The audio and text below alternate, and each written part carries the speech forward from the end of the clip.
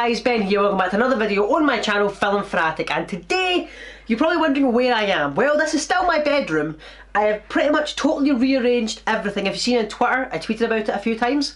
I've now got a desk. I've got all this free space over here. I used to film behind the camera right now. That's where my old poster used to be. The setup's not quite finished yet. I've still got obviously all my posters to put behind. I want to get shelving and lighting behind here as well. So it'll look a lot better hopefully in the next video. But right now, we're talking about Valentine's Day. So since it's Valentine's Day and it's the day of love, I figured I'd give you guys a list of 5 rom-com movies you should watch this Valentine's Day. I've tried to stay away from the common ones, When Harry Met Sally, Pretty Woman.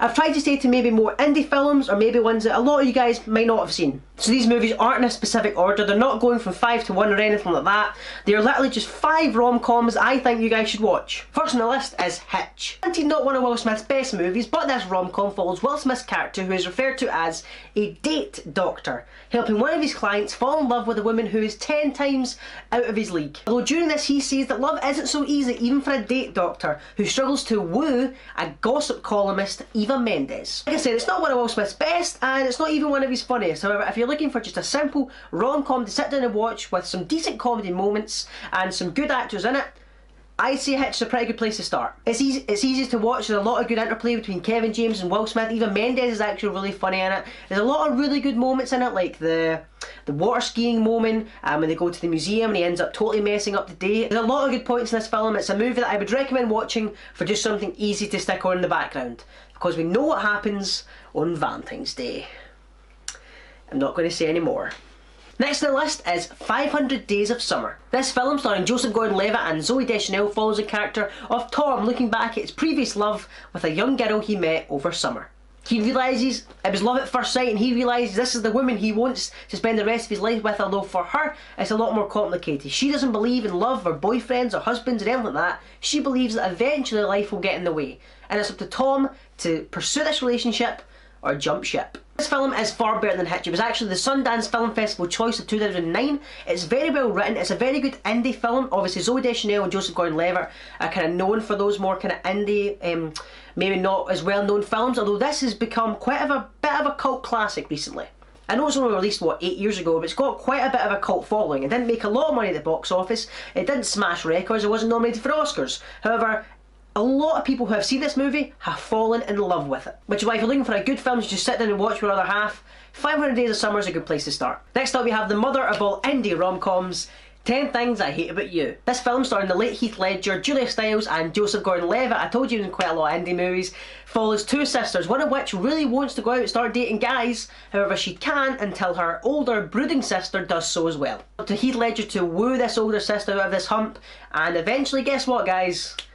They fall in love. It's maybe not a film with the most memorable comedy moments, however, much like 500 Days of Summer, it's got quite a large cult following. People will always talk about the scene where Heath Ledger comes down and starts singing "You're Just Too Good to Be True" to Julia Stiles. That's the go-to scene when you talk about this. It's a very good scene, it's a funny movie, it's good to watch, it's actually very well written. I think the dialogue's actually very clever, the way it's done. Heath Ledger's fantastic in it, so is Julia Stiles, and even Joseph Gordon-Levitt, who plays a supporting character, is very good as well. Again, it's very much like 500 Days of Summer. You're looking for a good film to just sit down and watch with your other half. You can't go very wrong with 10 Things I Hate About You.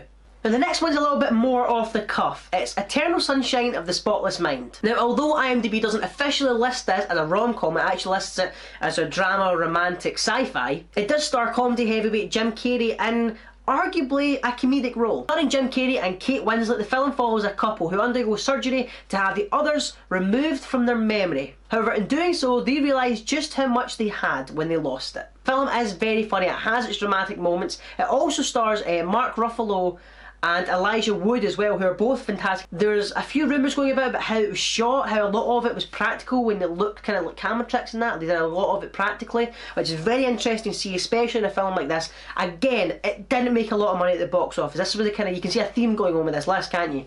It didn't make a lot of money at the box office, but it's got quite a big cult following. It's not a film you can just stick in the background like Hitch. It's one where you more have to, if you're going to watch this, you sit down and you actually watch it. Otherwise, you might get a bit lost with what's going on. Other than that, it's very enjoyable, some talented actors in it, and you're going to have a good time.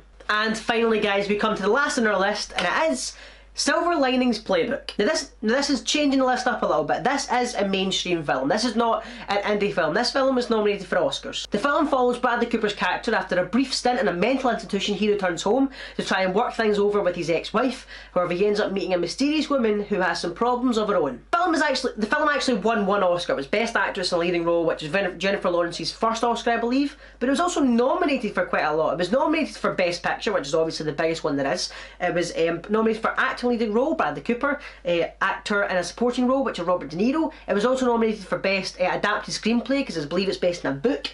It was also nominated for Film Editing and Directing, as well as Best Performance by an Actress in a Supporting Role for Jackie Weaver. So it got quite a lot of attention, but much like all other films, it didn't necessarily make a lot of money. Bradley Cooper actually said in an interview recently, he was walking through New York and there was a woman who ran into him and said that she was so in love with the film, she actually thanked him for making it. Now that says quite a lot about the film, which is why I've kind of left it to the end. If someone will personally come up to you in the street and thank you for making a film, surely that says a lot about it. So again, it's a very funny movie. Again, it's one of the ones that I would actually recommend sitting and watching, because if you watch it, you'll see why it was nominated for all these Oscars. It's fantastic. I was a bit nervous making this list because I didn't want them to make them films that only the girls would enjoy, which is why I've put things like Silver Linings Playbook in, because even the guys will enjoy this film. If you're a film lover like me and you just want to watch a decent film which also happens to be a rom-com that the girlfriends will enjoy as well, Silver Linings Playbook is the way to go. So that's pretty much it for me today, guys. Thank you very much for watching. I apologise for the kind of scrappy background in this one. Hopefully the next video will all be set up and you'll be able to see in full glow my amazing setup I'm going to have, hopefully.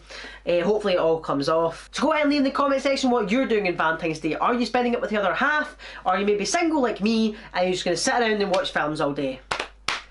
Sounds good, doesn't it? Once again, thank you very much for watching, guys. Take care. Badoosh. I have to really lean for that badoosh now.